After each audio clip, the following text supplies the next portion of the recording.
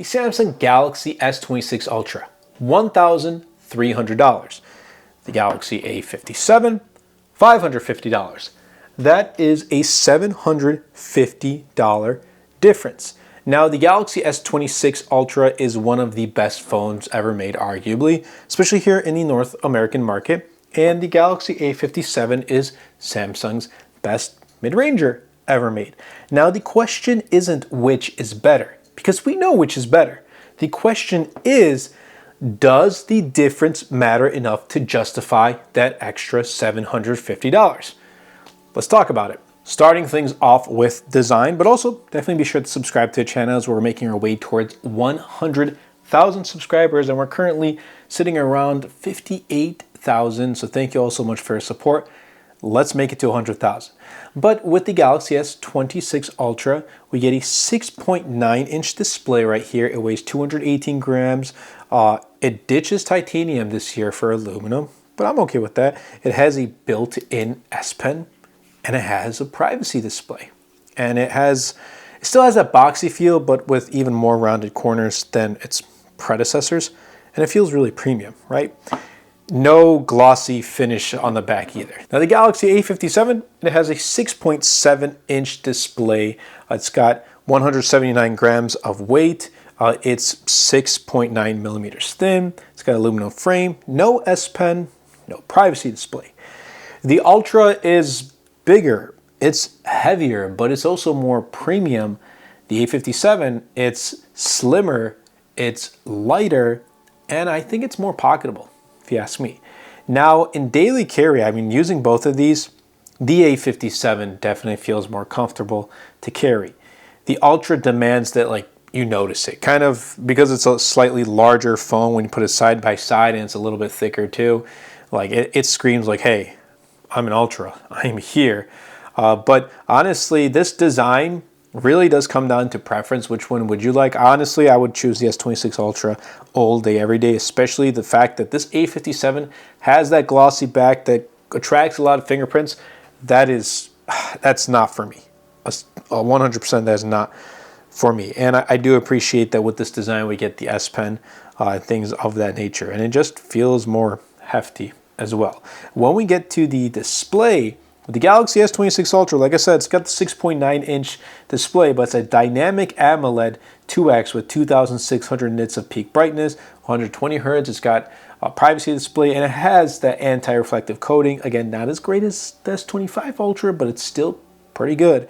Now, with the A57, again, the 6.7-inch, but Super AMOLED Plus, max peak brightness of 1900 nits, but we still have 120 Hertz display, which is great. And when you put these in direct sunlight, you're going to notice that the S26 Ultra is noticeably brighter. And privacy display is going to be useful in public. Right now, it's not turned on, but if I kind of pull down, I turn on privacy display. And actually, I have privacy display turned on for notifications. So if I get a notification, you won't be able to see it. But right now, it's turned on, and it kind of dimmed the display, or it looks a little bit more grainy in a way. But you can still see it head on. Now, if I just tilt it towards the side, you can't see it. And that was horizontally. If I vertical axis, again, to a degree, you can't really see it. But if you're looking at head on, you can. And honestly, it was, I'll be honest, having this phone since launch, I used it at the very beginning, but it wore off. So do you really need it? No, you absolutely do not need it. So I'll tell you this, for everyday use, indoor especially, both look excellent. And I think most people are not going to notice and feel the gap between the two. Yeah, you're still getting a better display quality with the Galaxy S26 Ultra, and I'll give the winner to that. With the privacy display, is it a huge reason to buy or pick up the S26 Ultra over the A57? Probably not, but you would appreciate it that it's there in times that you may need it. Like on my trip back from Samsung Galaxy Unpacked, obviously I'm trying out the new phones. I wanted to try a privacy display.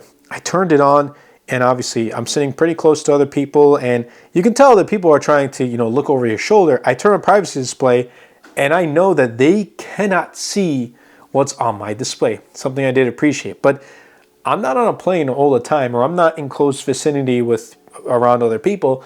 So I don't need to have it turned on all the time either. But again, display quality overall is still better with the Galaxy S26 Ultra. Now when we get to the performance, the S26 Ultra comes equipped with the Snapdragon 8 Elite Gen 5 for Galaxy and the Exynos 1680 on the Galaxy A57.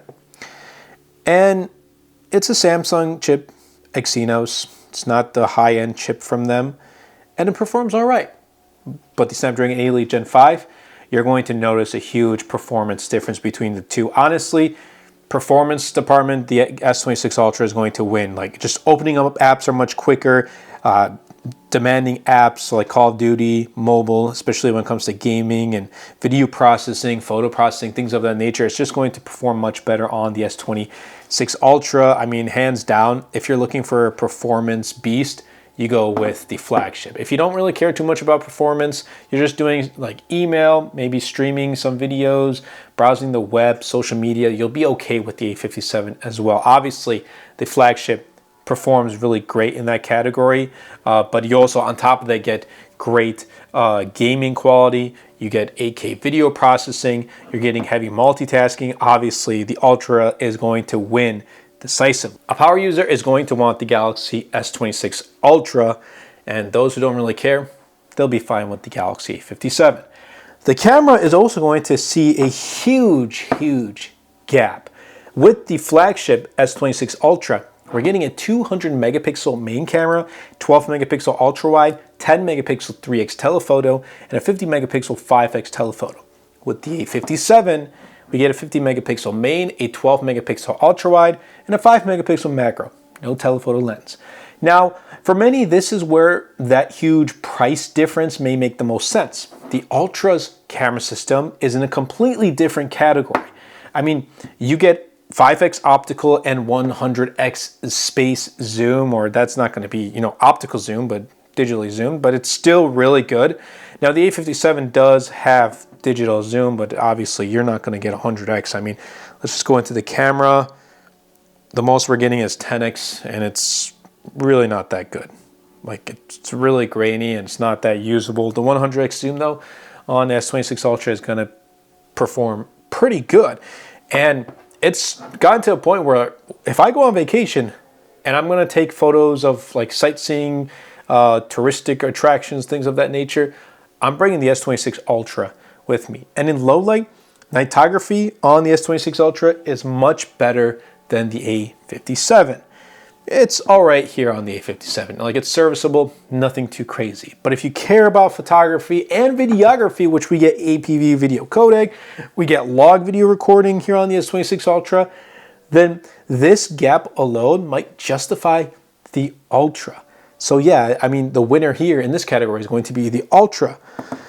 But in real world use, how many people are using all of those camera features on the Ultra? You got to ask that to yourself.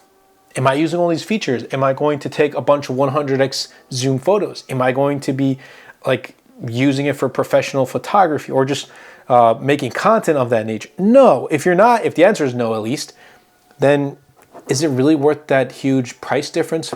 Most likely not. In fact, I think the A57 is a device that everyone can use but won't use. I mean, we got the pros, but not everyone needs a pro. It's more of, we want the pro. Same with an Ultra.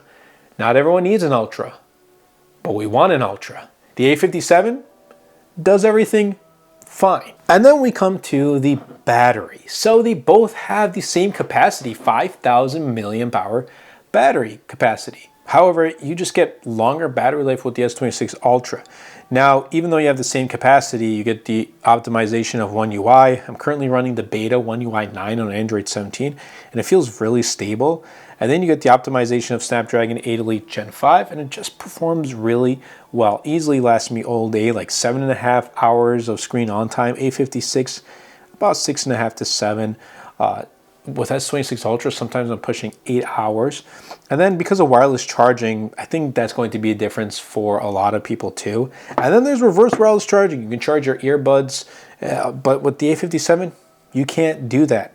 So I honestly, battery life, again, same capacity, but that doesn't always tell the entire story. They're both good in the battery department. I'll give it that, but obviously the 26 Ultra edges out. It makes sense, right? In every single category, the Ultra is going to come out on top.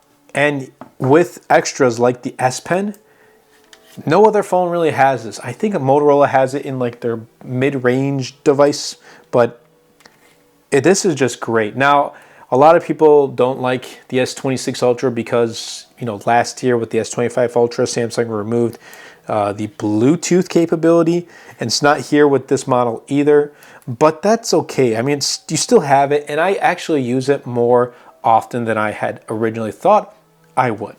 Is it a reason to buy it though, the S26 Ultra, because it has S Pen? No, it's not. But the real question is, do you really need Ultra? And here's my honest framework of these two devices. You buy the Galaxy S26 Ultra if you care about the best possible camera. We're talking about between these two devices, not about other brands and phones and things of that nature. You use an S Pen, you need the maximum and best performance. You want better battery life. You get wireless charging, faster charging speeds, a brighter and better display. You go with the Galaxy S26 Ultra. But you buy the Galaxy A57 if you just primarily scroll, browse, communicate, like call, text here and there, and take casual photos and videos that you share with friends and family. Nothing too crazy. You want a slim, reliable phone that's going to get you 6 years of software updates, and you don't need zoom. Like, you don't need the Ultra stuff. Go with the A57. But here's the uncomfortable truth. 80% of people who buy an S26 Ultra would be just as happy with the Galaxy A57.